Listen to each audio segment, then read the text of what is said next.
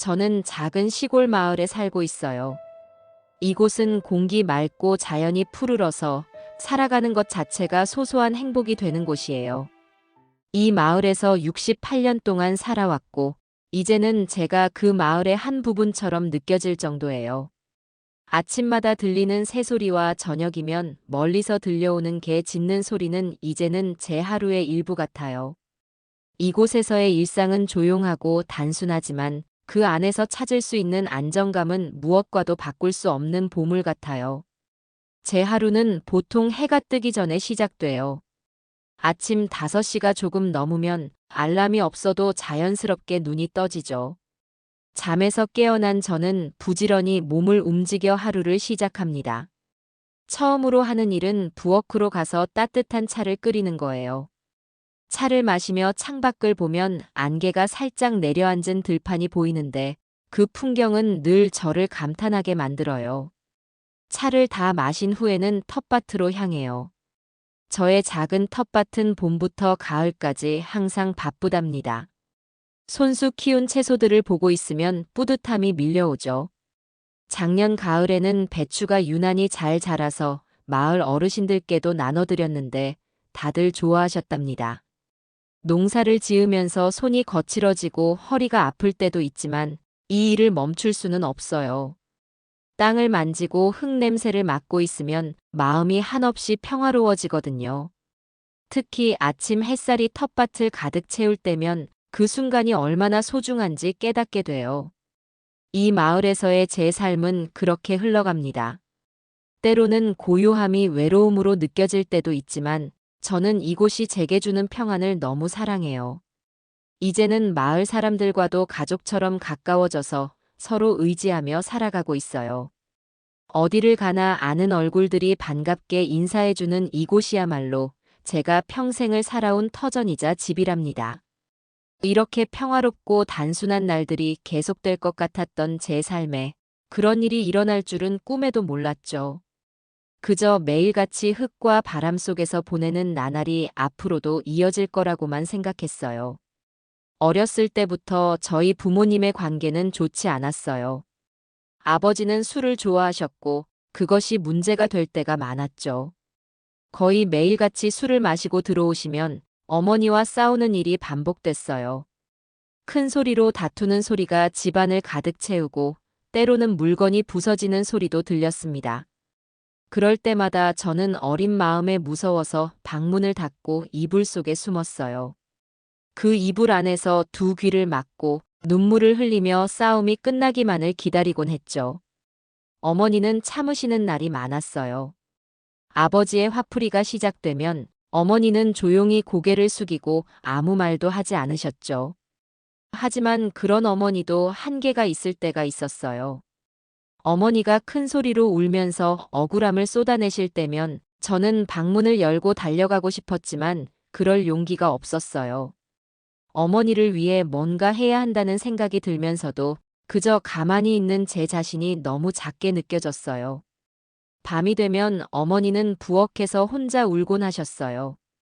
조용히 흐느끼는 소리가 작은 방까지 들렸고 그 소리는 제 가슴에 박히는 것 같았어요.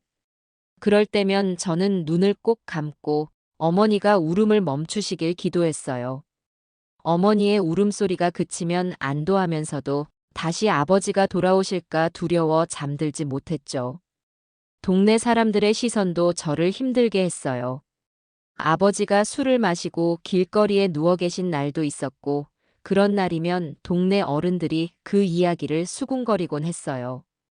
저를 볼 때마다 동정 어린 눈빛으로 물으시는 분들이 많았죠. 너희 집 괜찮니? 그런 질문을 들을 때면 저는 아무 대답도 하지 못한 채 고개를 숙였습니다. 친구들 사이에서도 그런 이야기가 퍼질까봐 더 불안했어요. 친구들이 저한테 물어봤어요. 너희 집은 왜 그래? 그러면 저는 억지로 웃고 말았어요. 하지만 속으로는 모든 걸 들켜버린 것 같아 눈물이 나왔죠. 어머니는 저를 위해 노력하셨어요. 아버지가 무관심한 날에도 어머니는 제가 잘 자라도록 애쓰셨죠. 아침마다 밥상을 차리고 저에게 깨끗한 옷을 입혀 보내시며 항상 밝게 웃으셨죠. 하지만 저는 그 웃음 뒤에 감춰진 어머니의 슬픔을 느낄 수 있었어요. 어머니의 희생이 제 마음을 더 무겁게 했어요. 어린 제가 어머니를 위해 해줄 수 있는 것이 없다는 사실이 너무나 답답했어요. 학교에 다닐 때도 집 걱정은 머릿속을 떠나지 않았어요. 집을 떠나 있는 시간은 그나마 안정을 찾을 수 있는 순간이었지만 동시에 집에 돌아가야 한다는 생각에 하루가 불안했어요. 아버지가 술에 취해 계신 날일까? 어머니가 또 울고 계실까? 그런 걱정이 늘 제 마음을 괴롭혔습니다.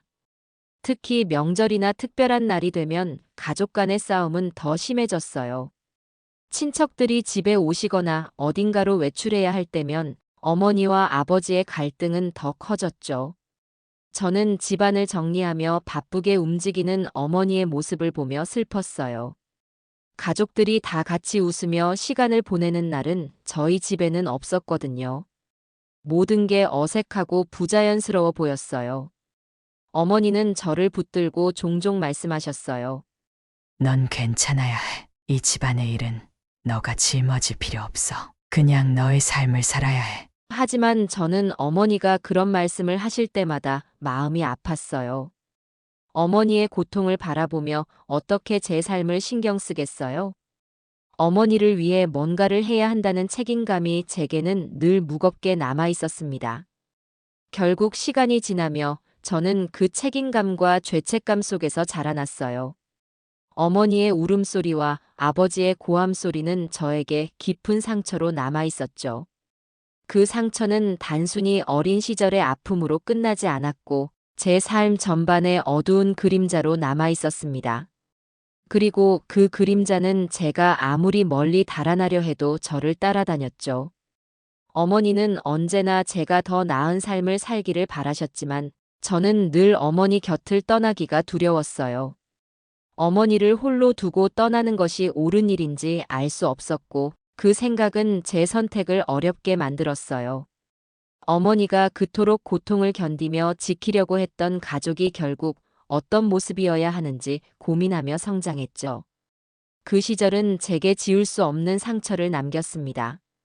어머니의 눈물과 희생, 아버지의 무관심과 분노는 어린 제게 너무나 큰 충격이었어요. 그 어두운 기억들은 제가 성장하면서도 마음속 깊이 새겨져 있었고 앞으로의 선택에 영향을 주었습니다. 하지만 그 속에서도 저는 어머니를 위해 어떻게든 더 나은 사람이 되고자 노력했어요. 그 기억은 저를 아프게 했지만 동시에 어머니를 사랑하고 이해할 수 있게 해준 유일한 이유였으니까요. 결혼 후 저는 부모님과 멀리 떨어져 살기 시작했어요.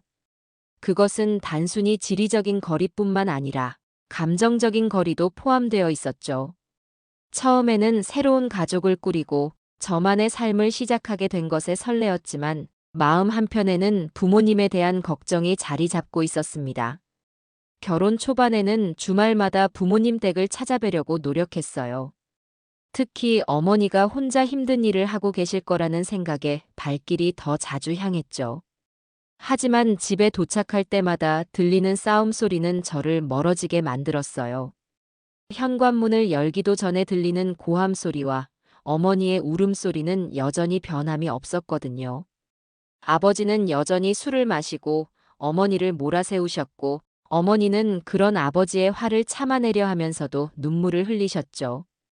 결혼을 하고 가정을 꾸렸음에도 제가 그 모습을 보면서 아무것도 할 수 없다는 사실은 저를 무기력하게 만들었어요. 매번 그런 집안 분위기를 보고 돌아오는 길은 더 길게 느껴졌고 마음 한구석이 텅 빈 것처럼 허전했어요. 명절은 더 큰 시련이었어요.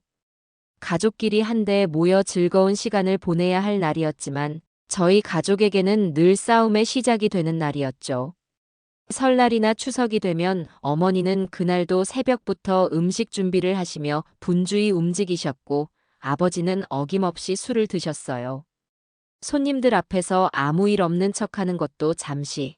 대화는 점점 어긋나기 시작했고 결국에는 큰 싸움으로 번지곤 했어요. 한 번은 설날에 찾아갔다가 도저히 참을 수 없는 일을 목격했어요. 아버지가 술에 취해 화를 내며 어머니에게 물건을 던지시는 모습을 본 거예요. 어머니는 고개를 숙이며 아무 말도 하지 않으셨지만 저는 그 장면이 도저히 눈뜨고 볼 수 없었습니다. 결국 저는 아무 말도 하지 않고 어린 아들을 데리고 그 집을 나왔어요. 차를 타고 집으로 돌아오는 길, 아들은 아무것도 이해하지 못한 채 조용히 잠들었고 저는 운전대에 고개를 떨군 채 한참을 울었습니다. 그 사건 이후로 저는 부모님 집을 찾는 횟수를 점점 줄이게 되었어요. 어머니께서는 왜 자주 오지 않냐고 물었지만 저는 그저 일이 바쁘다는 핑계를 댔어요. 사실은 그 집에 들어갈 때마다 느껴지는 무거운 공기가 견딜 수 없었기 때문이었죠. 하지만 그런 제 선택이 옳은 것이었는지에 대해서는 늘 마음에 걸렸어요. 어머니를 혼자 두고 있다는 죄책감이 점점 더 깊어졌습니다. 어머니와의 통화는 점점 더 짧아졌어요. 어머니는 항상 밝게 말씀하시려고 했지만 목소리 사이사이에 묻어나는 피로와 슬픔은 숨길 수 없었죠. 넌 걱정 말고 잘 살아라. 여기 괜찮다. 라고 하실 때마다 제가 어머니를 돕지 못하고 있다는 자책이 더 커졌습니다. 어머니가 힘든 일을 혼자 견디고 계시다는 사실을 알면서도 저는 그 상황에서 도망치고 있었으니까요.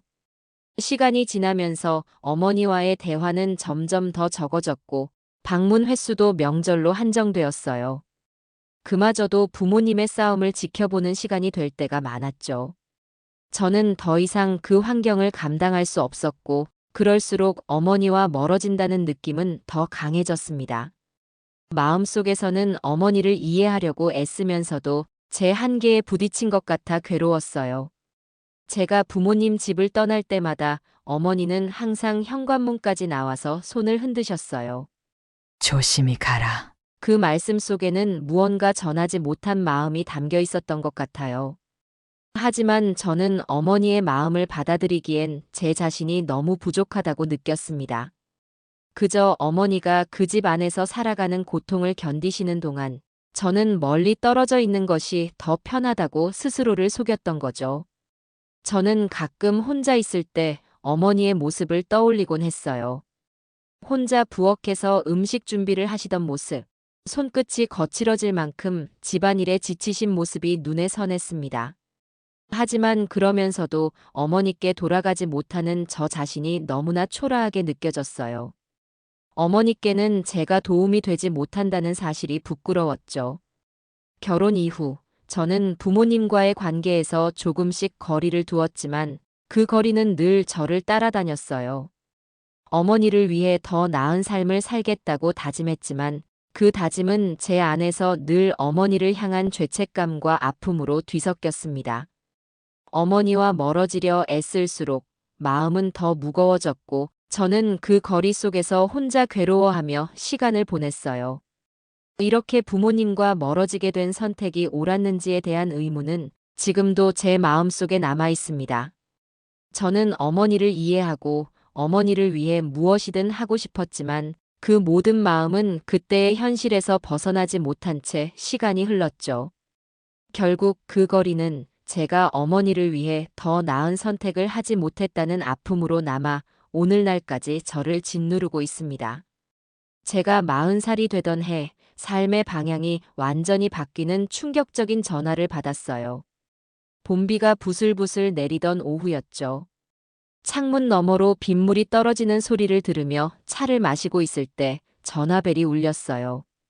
그 소리가 왜 그리도 무겁게 느껴졌는지 모릅니다. 수화기를 들어보니 들려온 목소리는 다름 아닌 아버지였어요. 아버지가 직접 전화를 주시는 일은 거의 없었기에 전화기 너머로 들려오는 그의 목소리만으로도 이미 이상한 기운을 느꼈어요. 아버지, 무슨 일이세요? 제 질문에 아버지는 단도직입적으로 말씀하셨어요. 우리 미국으로 이민 간다. 그 말은 너무 갑작스러웠고 저는 순간적으로 말을 잃었어요. 고요한 집안의 빗소리만 들렸고 머릿속은 혼란으로 가득 찼어요. 갑자기요? 왜요? 도대체 거기서 뭘 하실 건데요? 저는 다급하게 물었지만 아버지는 그저 할 일이 있다는 말을 반복했어요. 그때 문득 어머니가 떠올랐어요. 엄마는요? 엄마는 동의하셨어요? 아버지의 답 대신 전화기 너머로 들린 건 어머니의 한숨 소리뿐이었어요. 그 한숨은 너무 깊고 무거워서 단어 몇 마디보다 더 많은 걸 말해주는 것 같았죠. 어머니의 목소리는 들리지 않았고 저는 점점 더 불안해졌어요. 어머니는 과연 이 계획에 동의한 걸까? 아니면 그저 체념한 걸까? 아버지는 더 이상 설명하지 않았어요. 우린 준비 다 했으니까 너도 너 일 잘하고 있어라. 그 말은 전혀 위로가 되지 않았어요. 어머니를 떠올릴 때마다 마음 한구석에 무거운 돌이 얹힌 듯 답답했어요. 제가 더 붙잡아야 한다는 생각이 들었지만 어떻게 해야 할지 몰라 그저 수화기를 내려놓고 말았어요. 그렇게 부모님은 미국으로 떠나셨어요. 처음에는 한 달에 한 번이라도 연락이 올 줄 알았어요. 어머니께서 새로운 환경에서 잘 적응하고 계신지 확인하고 싶었으니까요. 어떤 연락도 오지 않았어요. 그런 날들이 반복되면서 저는 점점 더 불안해졌어요. 어머니는 정말 괜찮으신 걸까? 혹시 무언가 숨기고 계신 것은 아닐까? 그런 생각들이 제 머릿속을 떠나지 않았어요. 1년이 지나고 2년이 지나도 어머니의 목소리를 들을 수 없다는 사실은 제게 너무도 큰 공허함으로 다가왔어요. 특히 명절이 다가오면 어머니 생각이 더욱 간절해졌어요. 어머니와 함께 설날에 떡국을 끓이던 기억이나 추석에 송편을 빚으며 웃음 짓던 모습이 눈앞에 아른거렸어요. 하지만 어머니께서 멀리 계신다는 현실은 점점 더 무겁게 제게 다가왔어요. 명절날이면 어머니가 차려주셨던 따뜻한 밥상과 환하게 웃으셨던 얼굴이 떠올랐고 그리움과 후회가 한꺼번에 밀려왔어요. 시간이 지날수록 어머니의 얼굴이 점점 흐릿해지는 느낌이 들었어요. 그 모습이 살며시 떠오를 때마다 제가 더 열심히 어머니와의 연결을 유지했어야 한다는 후회가 밀려왔습니다. 하지만 무언가 행동으로 옮기기에는 너무 멀리 떨어져 있었고 스스로 느끼는 무력감이 저를 점점 더 짓눌렀어요. 그렇게 몇 해가 지나면서 어머니와의 관계는 사실상 끊어진 것과 다름없어졌어요. 저는 여전히 어머니가 그곳에서 무사하시기를 바랐지만 제 바람은 점점 더 희미해졌고 현실은 어머니와 저의 연결이 완전히 단절되었다는 사실을 알려주고 있었죠. 그 끊어진 연결은 제가 어머니를 지켜드리지 못했다는 가장 큰 후회로 남아 제 삶의 깊은 그림자를 드리웠습니다. 5년이라는 시간이 흘렀어요. 어머니의 목소리도 듣지 못한 채, 어머니의 안부를 확인하지 못한 채 그렇게 시간이 흘렀죠. 명절마다 어머니를 떠올리며 한숨을 쉬었습니다. 그래도 어머니가 건강하게 잘 지내시리라 믿으려고 애썼어요. 그러던 어느 날 너무나도 오랜만에 아버지로부터 전화가 왔습니다. 평소와 다름없이 조용한 아침이었어요. 그날따라 전화벨 소리가 유난히 크게 들리는 것처럼 느껴졌어요. 수화기를 들어 아버지의 목소리를 듣는 순간 무언가 잘못되었다는 걸 직감할 수 있었어요. 네 엄마가 돌아가셨다. 아버지는 단도직입적으로 그렇게 말했습니다. 순간적으로 숨이 막혀 아무 말도 할 수 없었어요. 뭐라고요? 갑자기요? 왜요? 저는 정신없이 되물었지만 아버지는 차갑게 대답했어요. 병으로 죽었다. 장례는 끝났다. 그 한마디를 끝으로 아버지는 전화를 끊어버렸습니다. 저는 멍하니 수화기를 들고 있었어요. 전화를 끊었다는 사실조차 인지하지 못할 만큼 그 순간이 비현실적으로 느껴졌습니다. 어머니가 돌아가셨다는 소식은 너무 갑작스럽고 받아들일 수 없는 말이었어요. 어머니의 마지막 모습을 보지도 못했고 어머니께 마지막 인사도 드리지 못했다는 생각이 제 머릿속에서 떠나지 않았어요. 저는 그날 이후로 몇 달 동안 제대로 잠을 잘 수 없었습니다. 잠에 들려고 하면 어머니의 모습이 떠올랐어요. 그리고 어머니께서 어떻게 돌아가셨는지조차 모른다는 사실이 저를 더욱 괴롭혔어요.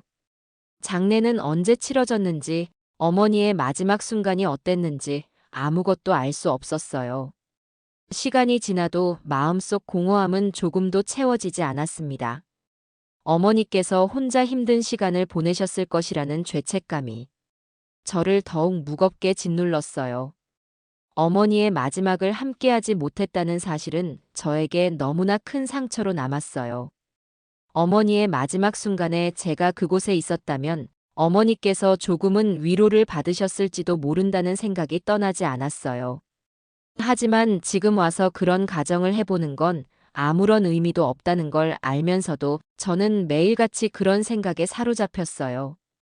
어머니의 죽음 이후 저는 혼자서 시간을 보내는 날들이 많아졌습니다. 사람들과의 대화도 줄어들었고 평소에 하던 일조차 제대로 하지 못할 만큼 마음이 무너져 있었어요. 또 한 번 어머니가 꿈에 나타나셨어요. 꿈속에서 어머니는 아무 말 없이 저를 바라보셨는데 그것조차 제게는 너무나도 큰 슬픔으로 다가왔습니다. 저는 어머니의 산소조차 알지 못한다는 사실이 가장 큰 고통이었어요. 어머니를 기억하고 기릴 방법조차 없다는 건 저를 끝없이 죄책감과 슬픔으로 몰아넣었죠. 어머니를 생각하며 매일 눈물을 흘리는 날들이 계속됐습니다. 어머니가 떠난 이후의 삶은 저에게 끝없는 상실감을 안겨주었어요. 어머니와의 마지막 인사를 나누지 못했다는 후회와 그동안 어머니를 충분히 지켜드리지 못했다는 자책감이 제 삶의 깊은 그림자로 남아 있었습니다. 그 후로 20년이 흘렀어요. 비가 부슬부슬 내리던 어느 날 갑자기 아들이 찾아왔어요. 평일 낮 시간에 아들이 오는 건 드문 일이라 조금 놀랐죠. 어머니, 이번 주말에 우리 다 같이 여행 갈까요? 애들도 할머니랑 놀고 싶어 해요. 섬 여행이라고 했어요. 배를 타고 가는 멀리 있는 섬이래요. 처음에는 고개를 저었어요. 이 나이에 무슨 여행이냐? 텃밭도 봐야 하고. 그러면서 핑계를 대고 거절했죠. 그러자 전화기 너머로 손주들의 목소리가 들려왔어요. 할머니, 제발요. 저번에 약속하셨잖아요. 맞아요. 지난번 손주들이 왔을 때 언젠가 같이 여행 가자고 약속했었죠.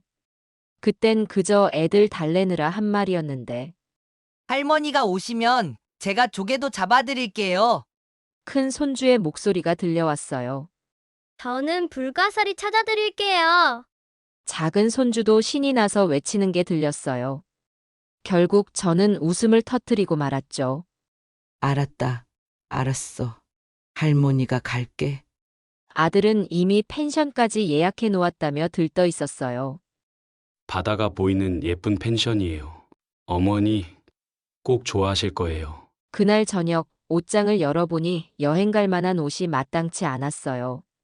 항상 동네 슈퍼 가는 옷들 뿐이라 조금 걱정되더라고요.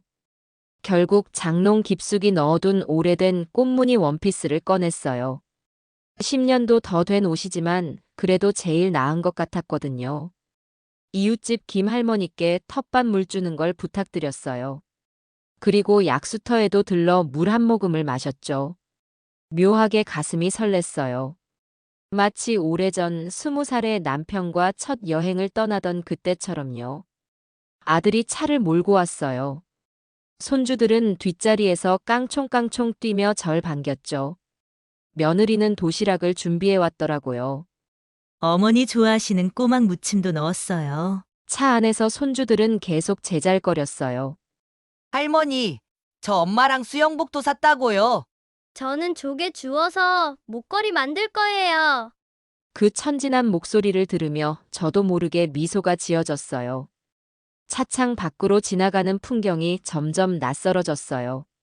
1시간, 2시간. 꽤 긴 시간을 달렸죠. 잠시 졸다가 깼는데 바다가 보였어요.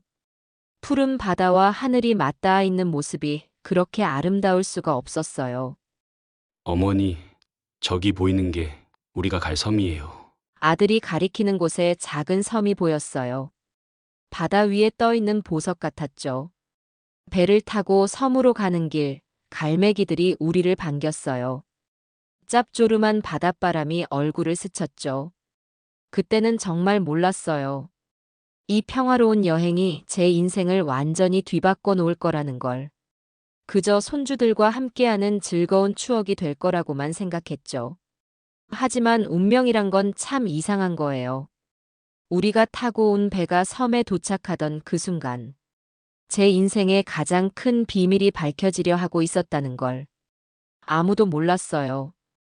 펜션에 도착한 후 짐을 풀고 방 정리를 끝냈어요. 창문을 열자 시원한 바닷바람이 불어왔죠.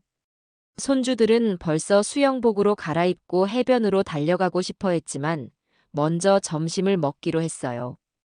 날도 좋은데 바비큐 어떠세요, 어머니? 아들의 제안에 모두가 좋다고 했죠. 아들과 며느리는 근처 마트에서 고기를 사왔고 저는 손주들과 함께 테이블을 준비했어요. 할머니, 이 의자 여기 놓으면 돼요? 응, 거기 좋아. 할머니가 상추랑 쌈장도 가져올게. 다들 즐거운 마음으로 준비를 하는데 숯이 없다는 걸 깨달았어요. 아들이 펜션 사장님께 전화를 걸었죠. 숯 좀 부탁드려도 될까요? 바비큐 하려고 하는데 잠시 후 먼 발치에서 누군가 걸어오는 게 보였어요. 처음에는 그냥 펜션 직원인가 했죠. 하지만 가까이 다가올수록 제 심장은 점점 더 빠르게 뛰기 시작했어요. 맨발로 걸어오시는 할머니의 모습이 어딘가 낯익었거든요. 까만 숯가루가 맨발에 묻어 있었지만 그분은 아무렇지도 않은 듯 천천히 걸어오셨어요. 그분의 걸음걸이, 그 특유의 약간 구부정한 자세, 머리를 묶는 스타일까지. 순간 온몸이 얼어붙는 것 같았어요. 숨을 쉴 수가 없었죠.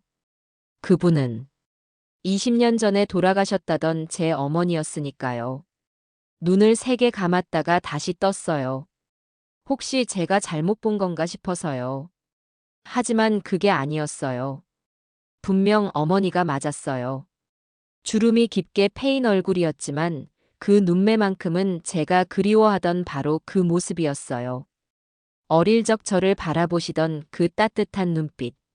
아픈 날 밤새 간호해 주시던 그 사랑이 가득한 눈빛.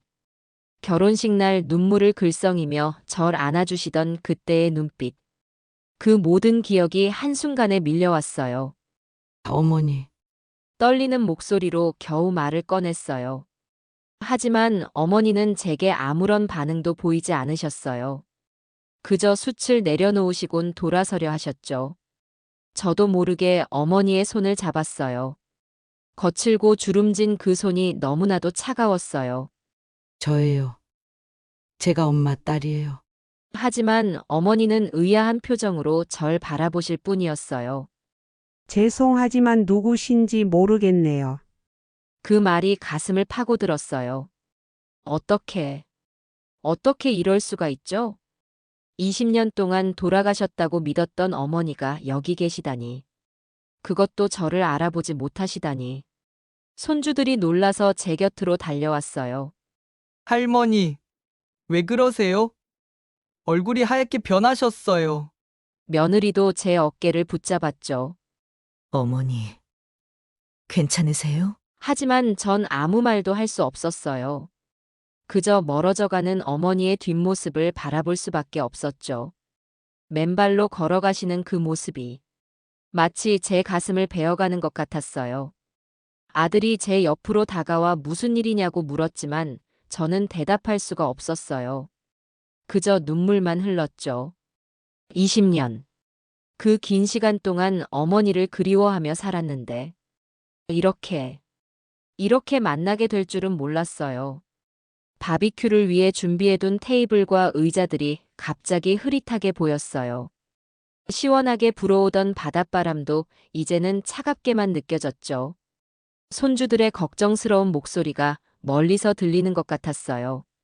저는 그저 그 자리에 서서 움직일 수 없었어요. 이게 정말 현실일까요? 아니면 제가 꿈을 꾸고 있는 걸까요? 어머니를 부르며 달려갔지만 어머니는 저를 알아보지 못하셨어요.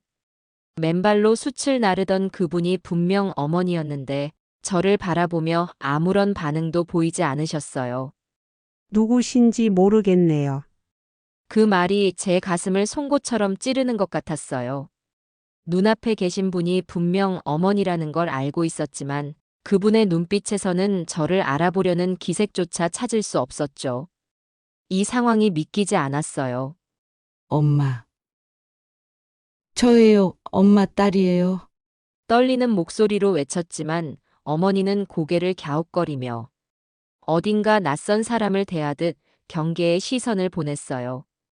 그 순간 제 안에 차오르던 슬픔과 분노가 한꺼번에 터져 나올 것 같았죠. 왜 어머니는 저를 알아보지 못하시는 걸까? 왜 어머니가 여기서 이런 모습으로 계신 걸까? 수많은 질문들이 머릿속을 휘감았어요. 그때 펜션의 문이 열리며 한 남자가 나왔어요. 무슨 일이십니까? 낯익은 목소리였지만 그 목소리가 누구의 것인지 바로 알아차리기 어려웠어요. 하지만 남자가 가까이 다가오는 순간 모든 것이 명확해졌죠. 그는 다름 아닌 제 아버지였습니다. 세월이 흘렀지만 아버지라는 걸 알아보는 데는 시간이 걸리지 않았어요. 그러나 그의 모습은 너무도 낯설었어요. 깔끔하게 다듬어진 머리와 명품으로 치장된 옷차림. 그 모습은 제가 기억하던 술에 절어 살던 아버지와는 너무나 달랐습니다. 아버지를 보는 순간 제 머릿속에는 불길한 예감이 스쳐갔어요. 아버지 왜 여기 계신 거예요? 제가 떨리는 목소리로 물었을 때 아버지의 얼굴이 순식간에 하얗게 변했어요. 그는 순간적으로 아무 말도 하지 못했고 그의 침묵은 제가 모든 것을 직감적으로 알게 만들었어요.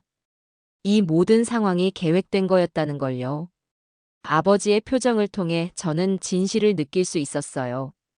어머니가 여기 계신 것도, 제가 이제야 이곳에 오게 된 것도 모든 것이 아버지의 선택과 행동으로 이루어진 것임을 깨달았죠. 어머니가 왜 여기 계세요? 왜 저에게 돌아가셨다고 속이셨습니까? 저는 억눌린 분노와 혼란스러운 마음으로 아버지에게 물었지만 그는 대답하지 않았어요. 대신 그는 어머니를 보며 저 안으로 들어가 계시죠. 여기 시끄러워질 테니까. 라고 말했어요. 그 말에 어머니는 잠자코 뒤돌아 펜션 안으로 들어가셨어요. 그 순간 저는 제 어머니가 기억을 잃으셨다는 것을 확신했어요. 제게 아무런 말도 하지 못하고 그저 아버지의 말에 순종하듯 움직이시는 모습에서 느낄 수 있었죠. 도대체 무슨 짓을 한 겁니까? 저는 더 이상 참을 수가 없었어요. 아버지에게 다가가 그의 눈을 마주보며 물었어요. 그는 여전히 아무 말도 하지 않았지만 그의 침묵 속에서 죄책감이 엿보였습니다. 펜션 직원으로 보이는 사람이 우리를 멀리서 지켜보며 서 있었습니다. 그들의 눈빛에서도 무언가를 알고 있다는 느낌이 들었어요. 분명 이 작은 섬에서 벌어진 모든 일에 대해 아는 사람들이 더 있을 거라는 생각이 들었죠. 저는 곧장 펜션 주변을 둘러보기 시작했고 그곳에서 어머니가 사용하시던 것으로 보이는 허름한 생활 도구들과 작업 도구들을 발견했어요. 어머니는 이곳에서 일하고 계셨던 거예요. 아니, 더 정확히 말하면 일할 수밖에 없는 상황이셨던 거죠. 저는 어머니의 손을 봤어요. 거칠고 상처투성이었어요. 그 손은 제가 어릴 적 기억하던 어머니의 부드러운 손이 아니었어요. 왜 어머니를 이렇게 만든 겁니까? 저는 아버지에게 소리쳤어요. 하지만 그는 여전히 말이 없었고 그의 침묵은 더 많은 것을 말해주고 있었습니다. 그 순간 저는 모든 진실이 얽힌 실타래처럼 엉켜 있다는 것을 알았어요. 이것은 단순히 우연으로 이루어진 상황이 아니었고 아버지의 계획과 그동안의 행동이 만들어낸 결과였다는 것을요. 모든 것이 서서히 명확해지기 시작했지만 그 과정에서 느낀 혼란은 말로 다 표현할 수 없는 것이었어요. 그때 동네 할머니 한 분이 저를 유심히 바라보시더니 조용히 다가오셨어요.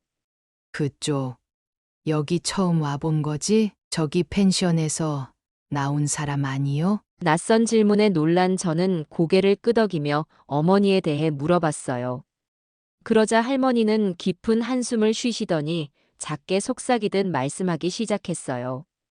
그분의 첫마디는 저를 충격과 분노로 몰아넣었죠. 그 여자 참 고생 많이 했어요. 저런 인간 때문에. 할머니의 말은 마치 작은 불꽃처럼 제 안의 불안을 확실한 현실로 만들어 주었어요. 아버지가 이곳에서 어머니를 어떻게 대했는지, 그리고 어머니가 어떤 삶을 살아왔는지, 그동안 숨겨져 있던 진실이 서서히 밝혀지기 시작했어요. 할머니는 말하길, 어머니는 이곳에서 하인이나 다름없는 삶을 살고 계셨다고 했어요. 새벽부터 일어나 펜션 손님들의 방을 청소하고 빨래를 하고 펜션 뒤에 있는 밭에서 농사를 짓는 일까지 도맡으셨다고 했죠. 밥은 제대로 챙겨 먹었는지 모르겠네. 그 나이에 새벽부터 밤늦게까지 일만 하더라고. 할머니는 안타까운 눈빛으로 어머니의 삶을 이야기하셨어요. 더 충격적이었던 건 아버지가 어머니를 하인처럼 대하며 무시했다는 사실이었어요. 당신은 내가 고용한 일꾼일 뿐이야. 아버지가 어머니에게 자주 했다는 말이었죠. 그 말이 얼마나 잔인하게 들렸는지 모릅니다. 저는 그 순간에도 이 모든 일이 믿기지 않았어요. 그런 말을 듣고도, 그런 대우를 받고도 어머니께서 그 자리를 떠나지 못하셨다는 사실이 더욱 가슴 아팠어요. 어느 날 어머니가 과로로 쓰러지셨다고 했어요. 할머니는 그날을 생생히 기억하고 계셨어요. 그날은 너무 더운 날이었는데 그 여자가 밭에서 계속 일하더라고. 내가 말렸지. 그만하라고. 그런데도 계속 일했어. 결국 어머니는 밭에서 쓰러지셨고 그 뒤로 병원에 다녀온 후에는 기억을 잃으셨다고 했어요. 기억을 잃었다고 하더라고. 자신이 누군지도 모르는 것 같았어. 그 말을 듣는 순간 제 심장은 얼어붙는 것 같았어요. 어머니가 저를 알아보지 못한 이유가 그 때문이었던 거죠.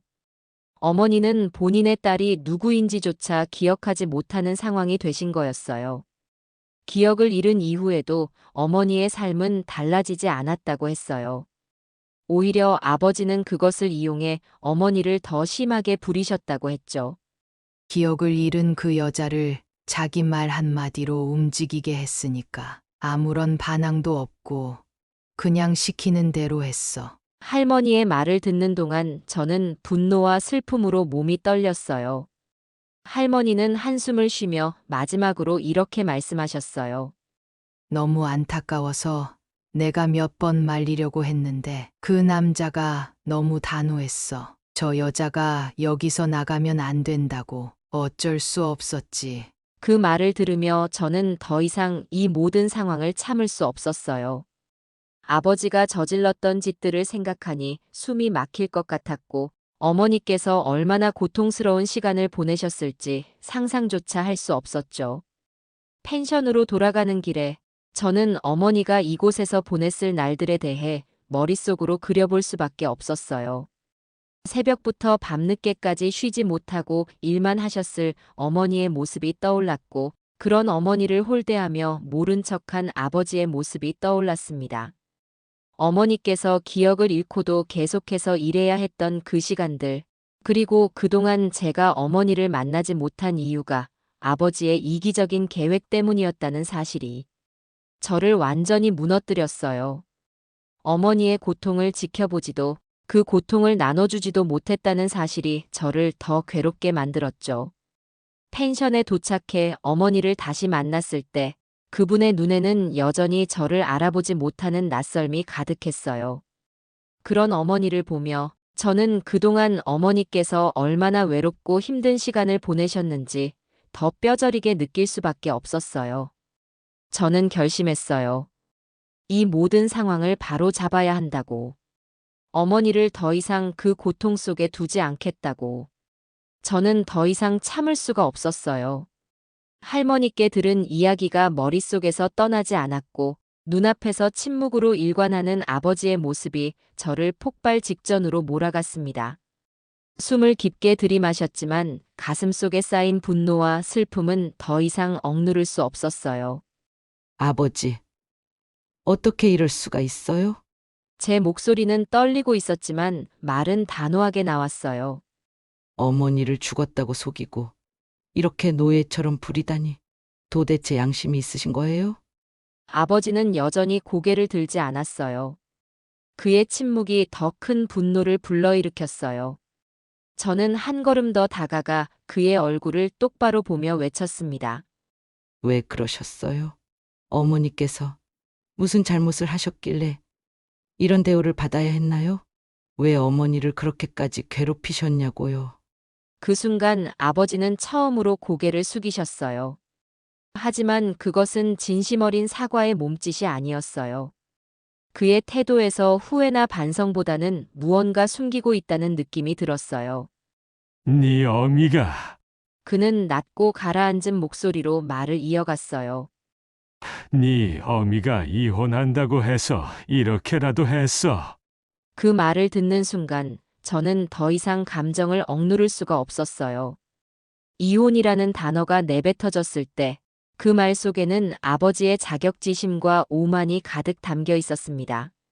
자신의 자존심을 지키기 위해 아버지는 어머니를 속이고 이곳으로 데려와 기억을 잃은 상태에서도 그녀를 부려먹었던 겁니다.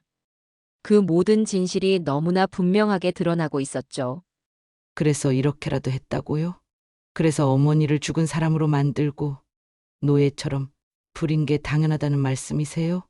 제 목소리는 한층 더 높아졌고 분노로 가득 찬 눈으로 아버지를 바라봤어요. 그는 여전히 고개를 들지 않았지만 저의 말을 막으려는 듯 손을 내저으며 말했어요. 너가 뭘 알아? 그땐 내가 선택할 수 있는 게 없었어. 선택할 수 있는 게 없었다고요? 그 말이 너무 어이없고 비겁하게 느껴져서 저는 순간적으로 폭발했습니다. 그럼 어머니의 선택은요? 어머니는 이 삶을 원하셨다고 생각해요? 도대체 누구를 위한 선택이었냐고요? 제 말이 이어질수록 아버지의 어깨가 움츠러드는 것이 보였어요. 하지만 그의 표정에는 여전히 후회보다는 방어적인 태도가 남아 있었습니다. 그 순간 저는 참을 수 없다는 것을 깨달았어요. 제 손이 아버지의 뺨을 향해 날아갔습니다. 차갑게 닫힌 그의 입을 열게 할 방법은 그것뿐이라는 생각이 들었죠. 제 손이 그의 얼굴에 닿는 소리가 공기 속에 울렸고 아버지는 얼굴을 감싸며 뒤로 한 걸음 물러섰어요. 그의 표정은 당황과 분노, 그리고 약간의 두려움이 섞인 것이었죠. 아버지는 어머니께 어떤 상처를 주셨는지 모를 거예요. 저는 낮은 목소리로 말을 이어갔습니다. 아니, 알고도 외면하셨겠죠. 자신의 자존심과 이기심 때문에 어머니를 이렇게 만든 거잖아요. 그는 아무런 대답도 하지 않았습니다. 그의 침묵이 더 크게 울리는 것 같았고 그 침묵 속에서 저는 그의 무책임함과 비겁함을 더 분명히 느낄 수 있었어요. 어머니가 겪은 고통이 그리고 제가 느낀 상실감과 죄책감이 한꺼번에 밀려오면서 저는 그 자리에 서서 아버지를 더 이상 바라볼 수가 없었어요. 그 순간 저는 결심했어요. 더는 아버지의 변명을 듣지 않겠다고, 그리고 어머니를 이곳에서 반드시 데리고 나가겠다고. 저는 어머니를 이 지옥 같은 곳에서 데리고 나갈 겁니다. 단호한 목소리로 선언하듯 말한 뒤 저는 어머니가 계신 곳으로 걸어갔습니다. 아버지는 제 뒤에서 아무 말도 하지 않았고 그의 침묵이 더 이상 저를 막을 수 없다는 것을 알았습니다. 그날 저는 어머니와 아버지 사이에 얽힌 진실을 깨달았지만 그 진실은 더 큰 분노와 슬픔만을 남겼습니다. 그리고 저는 그 감정을 동력으로 삼아 어머니를 위해 행동하기로 마음먹었어요. 아버지가 저지른 모든 행동에 대해 그는 반드시 대가를 치르게 될 거라는 결심과 함께 저는 더 이상 주저할 수 없었습니다. 아버지가 저지른 모든 일을 바로잡아야겠다고 마음먹었죠. 펜션 근처로 나와 휴대폰을 꺼내 들고 곧바로 경찰에 신고를 했습니다. 아버지의 못된 짓거리들에 대해 하나도 빠짐없이 고발했어요. 경찰의 질문에 최대한 상세하게 대답하며 어머니가 이곳에서 어떤 대우를 받았는지, 그리고 아버지가 어떤 식으로 어머니를 통제하며 이곳에 가둬두었는지 설명했습니다. 제 목소리는 떨렸지만 결단력은 한층 더 단단해졌습니다. 통화를 끝내고 돌아왔을 때 어머니는 여전히 멍한 눈빛으로 앉아 계셨습니다. 그 순간 어머니가 저를 알아보지 못하셔도 그저 곁에 있어 드리는 것이 지금 제가 할 수 있는 최선이라는 생각이 들었어요. 어머니의 손을 잡고 조용히 말했어요. 엄마, 이제 제가 여기 있어요. 더 이상 힘들지 않으셔도 돼요. 어머니는 제 말을 이해하시는 것 같지는 않았어요. 하지만 제 손을 잡고 계시는 동안 그분의 표정에는 묘한 안정감이 어렸습니다. 그 눈빛을 보며 저는 다시 한번 다짐했어요. 어머니를 더 이상 이곳에 두지 않겠다고. 어머니께서 다시는 이런 고통을 겪지 않게 하겠다고요.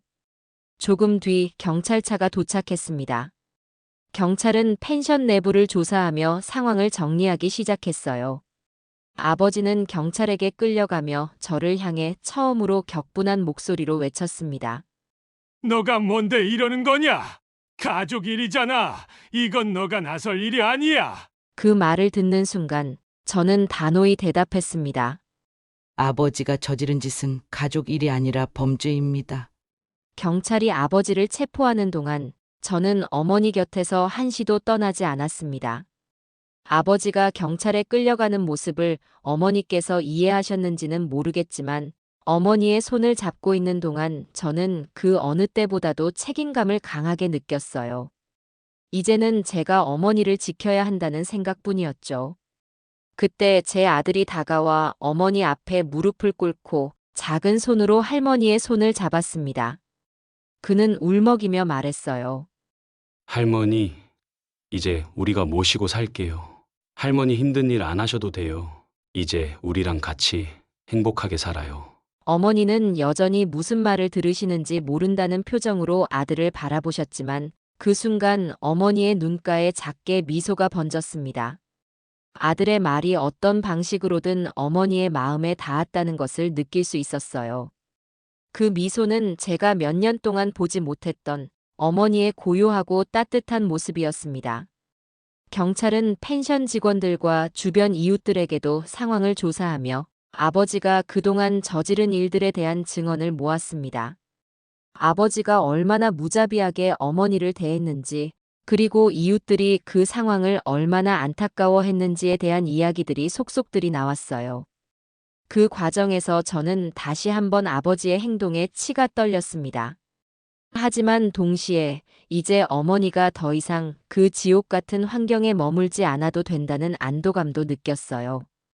경찰 조사가 마무리된 뒤 저는 어머니를 제 집으로 모셔가기로 했습니다. 어머니는 여전히 낯선 얼굴로 저를 바라보셨지만 손을 놓지 않고 계속 잡고 계셨습니다. 그 손의 온기는 저에게 너무나도 소중하게 느껴졌어요. 그날 저녁 아버지는 경찰서로 이송되었고 저는 어머니와 함께 펜션을 떠나기로 했습니다.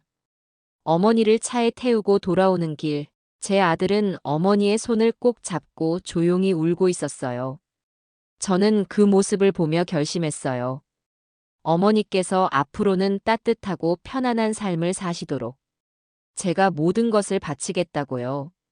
그날은 긴 하루였지만 저에게는 정의를 위한 첫걸음이었습니다. 어머니를 위해 그리고 저 자신을 위해 반드시 해야 했던 일이었죠. 이제야 비로소 저는 어머니께 조금이나마 보답할 수 있을 것 같았습니다. 어머니를 제 집으로 모시고 온 첫날, 저는 긴장과 설렘이 뒤섞인 감정을 느꼈어요. 어머니께서 이제는 더 이상 고된 일을 하지 않으셔도 된다는 사실에 안도하면서도 어머니가 이곳에서 편안함을 느끼실 수 있을지 걱정이 앞섰죠. 집에 들어오신 어머니는 낯선 곳에 온 사람처럼 주변을 두리번거리며 조심스럽게 움직이셨어요. 그 모습이 너무나 안타까웠어요. 제 어머니께서 살던 집처럼 편안하게 느껴지게 만들고 싶었죠. 저는 매일 아침 일찍 일어나 따뜻한 국을 끓이고 밥상을 차렸어요. 엄마, 아침이에요. 드셔야죠. 저는 어머니를 부르며 부드럽게 미소 지었지만 어머니는 여전히 경계하듯 저를 바라보셨어요. 낯선 사람을 대하듯 어색한 표정을 짓는 어머니의 모습에 제 가슴이 또 한 번 무너지는 것 같았어요. 그럼에도 저는 포기하지 않았습니다. 어머니와 함께하는 매 순간을 소중히 여기며 정성을 다하기로 마음먹었어요. 어머니의 손을 잡고 산책을 나가기도 하고 옛날에 찍은 사진들을 꺼내 보여드리며 추억을 이야기했어요. 엄마, 이 사진 기억나세요? 이때 우리가 마을 축제에서 찍은 거잖아요. 엄마가 한복 입고 정말 예쁘셨던 날이에요. 하지만 어머니는 사진을 바라보며 조용히 고개를 저으셨어요. 기억이 나지 않는다는 뜻이었죠. 그럴 때마다 저는 속상했지만 겉으로는 밝게 웃으며 계속 이야기를 이어갔어요. 괜찮아요, 엄마. 제가 다 기억하고 있으니까. 그날 정말 행복했어요. 엄마가 해주신 떡볶이도 정말 맛있었고요. 시간이 지나면서 어머니는 조금씩 마음을 열기 시작하셨어요. 처음에는 제 손길을 피하셨지만 어느 순간부터는 제가 손을 내밀면 가만히 잡아주셨어요. 식탁에 앉아 계실 때도 제가 음식을 가져다 드리면 어느새 조용히 고개를 끄덕이며 드시기 시작하셨어요. 그런 작은 변화들이 저에게는 너무나 큰 희망처럼 느껴졌어요. 의사 선생님은 어머니께서 기억을 되찾으실 가능성이 있다고 하셨어요. 시간이 걸릴 수도 있고 완전히 돌아오지 않을 수도 있습니다. 하지만 긍정적인 환경과 자극이 있다면 가능성이 높아질 겁니다. 그 말을 듣고 저는 더욱더 어머니와 함께하는 시간을 소중히 여기기로 했어요. 매일같이 어머니와 대화를 나누며 과거의 추억들을 하나하나 풀어냈어요. 제가 어릴 때 어머니와 함께했던 순간들, 어머니께서 만들어주셨던 따뜻한 음식들, 그리고 어머니의 웃음이 제게 얼마나 큰 위로가 되었는지를 이야기했어요. 어머니는 그런 이야기를 들으며 가끔씩 고개를 끄덕이셨고, 때로는 눈가가 촉촉해지기도 했어요. 그러던 어느 날, 어머니께서 갑자기 저를 바라보며 작은 목소리로 말씀하셨어요. 미영아, 그 순간 저는 멈춰섰습니다. 어머니께서 제 이름을 부르신 거였어요. 믿기지 않을 정도로 기쁜 순간이었죠. 눈물이 주체할 수 없이 흘러내렸어요.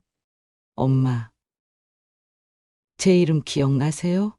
저는 울면서 어머니의 손을 꼭 잡았어요. 어머니는 잠시 망설이는 듯 하더니 고개를 끄덕이며 흐릿한 미소를 지으셨어요. 그 미소는 제가 수년 동안 보지 못했던 제 어머니의 따뜻한 모습이었어요. 그날 이후 어머니께서는 조금씩 더 많은 것들을 기억해내기 시작하셨어요. 너 어릴 때 감기 걸렸을 때 내가 끓여줬던 미역국 기억나니? 그 말에 저는 웃으며 대답했어요. 그럼요, 엄마. 그 미역국 덕분에 금방 나았어요. 이제는 어머니와 함께 웃는 날이 점점 늘어나고 있어요. 아들이 할머니에게 장난을 치면 어머니는 부드럽게 웃으시며 손주를 쓰다듬어 주시곤 하세요. 그 모습을 보면서 저는 어머니의 삶이 다시 따뜻함으로 채워지고 있다는 걸 느낄 수 있었어요. 물론 어머니의 기억이 완전히 돌아온 것은 아니에요. 하지만 중요한 건 어머니께서 다시 가족과 함께 웃으실 수 있다는 점이에요. 그리고 저희 가족 모두가 그 웃음을 위해 무엇이든 할 준비가 되어 있다는 사실이에요. 어머니가 제 이름을 부르시던 그날, 저는 제 인생에서 가장 큰 선물을 받은 것 같은 기분이 들었어요. 그 순간의 기쁨과 감격은 말로 다 표현할 수 없었죠. 이제 우리는 새로운 삶을 시작했어요. 어머니를 제 집으로 모신 뒤 우리 가족은 조금씩 일상의 평온을 되찾아갔어요. 어머니는 매일 아침 저와 함께 텃밭으로 나가세요. 텃밭에서 자라고 있는 채소들을 바라보시는 어머니의 표정은 예전처럼 일꾼이 아닌 사랑받는 가족으로서의 안정감이 느껴졌어요. 어머니는 작은 호미를 들고 흙을 만지시는 동안 말없이 미소를 짓곤 하셨어요. 그 모습은 어린 시절, 어머니가 늘 저를 위해 일하던 모습을 떠올리게 했지만 이제는 전혀 다른 의미로 다가왔어요. 어머니께서 더 이상 억지로 무언가를 하실 필요가 없는 삶, 오롯이 사랑받고 편안함을 누리는 삶이 바로 지금의 모습이니까요. 손주들은 어머니를 너무나 좋아해요. 어머니 곁에 앉아 함께 텃밭에서 흙을 만지거나 저녁이면 거실에서 그림을 그리며 시간을 보내요. 증조 할머니, 이거 보세요. 저 토끼 그렸어요. 손주가 어머니께 종이를 보여드리면 어머니는 손주를 바라보며 부드럽게 웃으시곤 하세요. 가끔은 어머니께서 손주들의 이름을 헷갈리시기도 하지만 손주들은 그럴 때마다 더욱 할머니를 안아드리며 웃음을 터뜨려요. 그 모습을 보고 있으면 제 가슴도 따뜻해져요. 아버지는 이제 더 이상 우리 가족의 삶에 존재하지 않습니다. 그는 자신의 행동에 대한 법적 책임을 지고 수감되었어요. 처음에는 그 사실이 제게 복잡한 감정을 안겨줬지만 이제는 그마저도 정리된 기분이에요. 어머니를 그렇게까지 고통스럽게 했던 사람에게 정의가 내려졌다는 사실은 어머니와 저희 가족 모두에게 작은 위안이 되었죠. 어머니의 기억은 여전히 완전히 돌아오지 않았어요. 어머니는 가끔 저를 딸이라고 부르시면서도 제 이름을 떠올리지 못하실 때가 있어요. 그럴 때면 저는 조용히 어머니의 손을 잡으며 말하곤 해요. 괜찮아요, 엄마. 그냥 딸로 불러주셔도 돼요. 그렇게 어머니가 제게 손을 잡히시고 미소를 지으실 때 그동안의 모든 아픔이 눈 녹듯 사라지는 것 같아요. 매일매일 어머니와 함께 보내는 시간은 새로운 추억을 만들어가는 과정이기도 해요. 아침에 텃밭에서 채소를 수확하고 점심에는 손주들과 함께 간단한 음식을 만들어 먹어요. 어머니는 예전처럼 요리를 하지 않으시지만 옆에서 재료를 만지며 가끔 작은 조언을 해주세요. 여기엔 조금 더 간을 해야지. 그래야 맛이 맞아.